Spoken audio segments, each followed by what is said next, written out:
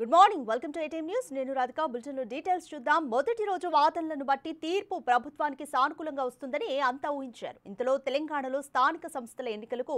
High court break వేసింది అదే సమయంలో తీసుకొచ్చిన నోటిఫికేషన్ పై కూడా రాష్ట్ర ఎన్నికల సంఘం స్టే విధించింది 4 వారాల్లోగా కౌంటర్ దాఖలు చేయాలని సర్కార్ని ఆదేశించింది ప్రభుత్వ కౌంటర్లపై అభ్యంతరాలకు దాఖలుకు పిటిషనర్లకు 2 వారాల టైం కూడా ఇచ్చింది అయితే మొత్తం విచారణను 6 వారాలకు వాయిదా వేసింది దీన్ని బట్టి 6 వారాల పాటు ఎన్నికల ప్రక్రియ నిలిచిపోయింది దీనిపై గెజెట్ సైతం విడుదల చేసింది ఎస్ఈసీ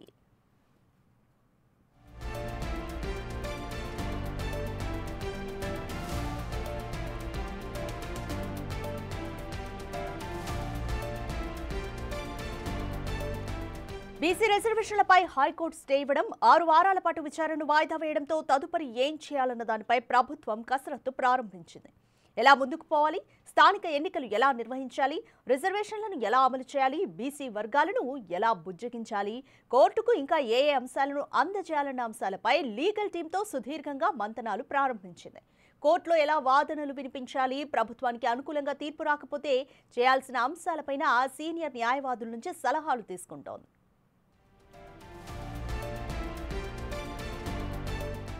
మరోవైపు రాష్ట్రంలోని బీసీ మంత్రులు నేతల అభిప్రాయాలను సైతం సేకరిస్తున్నట్లుగా సమాచారం కాంగ్రెస్ ఇచ్చిన హామీ మేరకు బీసీలకు 42% రిజర్వేషన్లు ఏ ప్రాతిపదికన అమలు చేయాలి హామీని ఎలా నిలబెట్టుకోవాలన్న దానిపైన న్యాయ చట్టంలోని అన్ని అంశాలను పరిశీలిస్తున్నారు హైకోర్టు జీవో 9 పై స్టే ఇవ్వడంతో సుప్రీంకోర్టుకు వెళ్లి స్టే తెచ్చుకుంటే ఎలా ఉంటుందన్న అంశంపైన అధ్యయనం చేస్తున్నారు లేకుంటే హైకోర్టు ఇచ్చిన గడువు వరకు వేచి చూస్తే ఎలా ఉంటుంది అలా కాకుండా గతంలో 2018 పంచాయతీరాజ్ యాక్ట్ ప్రకారం ఎన్నికలకు వెళ్తే ఎలా ఉంటుందన్న అంశాలను సైతం సర్కార్ పరిశీలిస్తున్నట్లుగా సమాచారం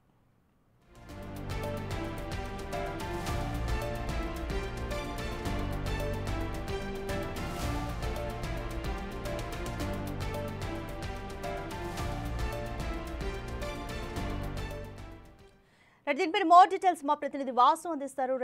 వాసు జీవో 9 పైన హైకోర్టు స్టే విధించడంతో ప్రభుత్వం ఇంకా ఎలా ముందుకు వెళ్లాలన్న దానిపైన ఎటువంటి కసరత్తులు చేస్తుంది అలాగే సీసీ కూడా గెజెట్ ను విడుదల చేసింది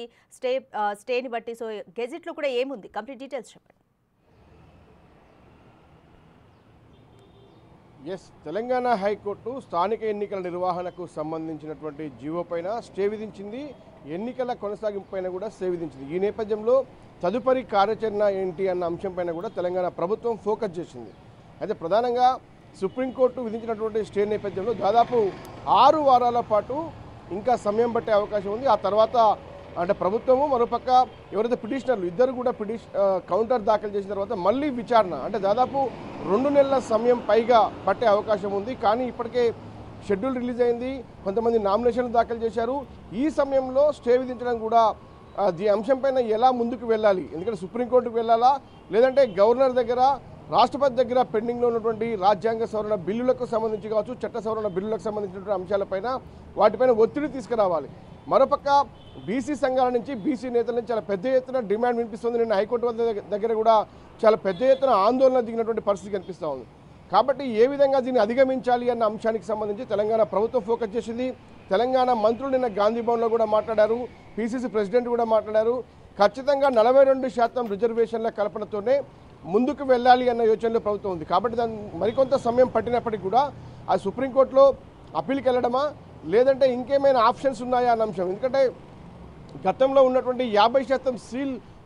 లోనికి లోబడి ఉన్నప్పటికీ వాటికి మించి పార్టీ పరంగా రిజర్వేషన్లు ఇచ్చి యథావిధిగా ఎన్నికలకు వెళ్ళాలా లేదంటే ఈ స్టేని వేకేట్ చేసేందుకు సుప్రీంకోర్టుకు వెళ్ళాలా అన్న అంశంపైన కూడా సమాలోచనలు చేస్తూ ఉంది న్యాయ నిపుణులతో కూడా ఎప్పటికప్పుడు సంప్రదింపులు చేస్తున్న పరిస్థితి కనిపిస్తుంది మనం చూసాం నిన్న రాత్రి ఏదైతే సుప్రీంకోర్టు ఇచ్చినటువంటి స్టే తర్వాత కూడా రాష్ట్ర ఎన్నికల సంఘం కూడా ఏదైతే హైకోర్టు ఇచ్చినటువంటి ఆదేశాలను తూచ తప్పకుండా పాటిస్తాం ఆ హైకోర్టు ఇచ్చినటువంటి ఆదేశాలకు అనుగుణంగానే ముందుకు వెళ్తామన్న విషయాన్ని కూడా స్పష్టం చేసింది కాబట్టి ఎన్నికల ప్రక్రియ దాదాపుగా పూర్తిగా ఆగిపోయిన పరిస్థితి కాబట్టి ఎన్నికలు నిర్వహించాలి అంటే ఖచ్చితంగా హైకోర్టు ఇచ్చినటువంటి స్టేని వేకేట్ చేస్తానికి సుప్రీంకోర్టుకు వెళ్ళాలి లేదంటే పాత పద్ధతిలోనే ఎన్నికలకు వెళ్ళాలి లేదా 42% రిజర్వేషన్లు పార్టీ పరంగా ఇస్తూ కూడా ముందుకు వెళ్ళాలి అంటే అనేక ఆప్షన్స్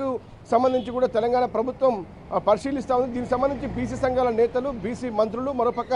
న్యాయ నిపుణులతో కూడా ఎప్పటికప్పుడు సంప్రదింపు చేస్తుంది. ఈరోజు ముఖ్యమంత్రి రేవంత్ రెడ్డి కూడా న్యాయ నిపుణులతో పాటు కొంతమంది కీలక మంత్రులతో కూడా భేటీ అయ్యి తదుపరి కార్యాచరణకు సంబంధించి ఎలా ముందుకు వెళ్ళాలి అనే అంశంపైన కూడా చర్చించే అవకాశం ఉంది. ఈరోజు సాయంత్రానికి ఒక స్పష్టత వచ్చే అవకాశం ఉంది. సుప్రీంకోర్టుకు స్టే వేకెట్ కోసం వెళ్ళాలా, లేదంటే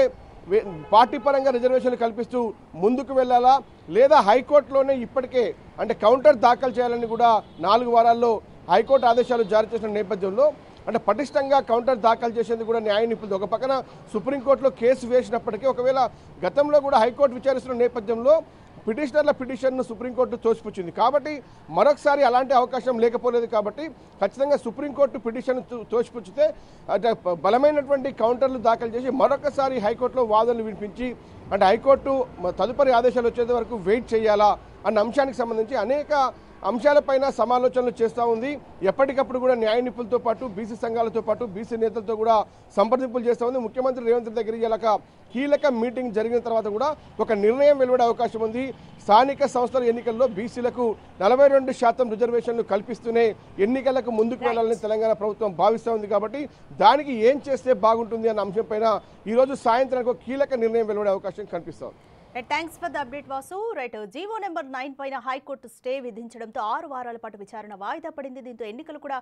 వాయిదా వేయాలా, లేకపోతే 2018 పంచాయతీరాజ్ యాక్ట్ ప్రకారం ఎన్నికలకు ముందుకెళ్తే ఏ విధంగా ఉంటుంది, లేదా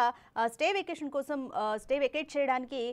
సుప్రీంకోర్టుకి వెళ్తే ఏ విధంగా ఉంటుంది. సో ఇలాంటి అంశాలపైన ప్రభుత్వం అయితే కసరత్తు చేస్తోంది.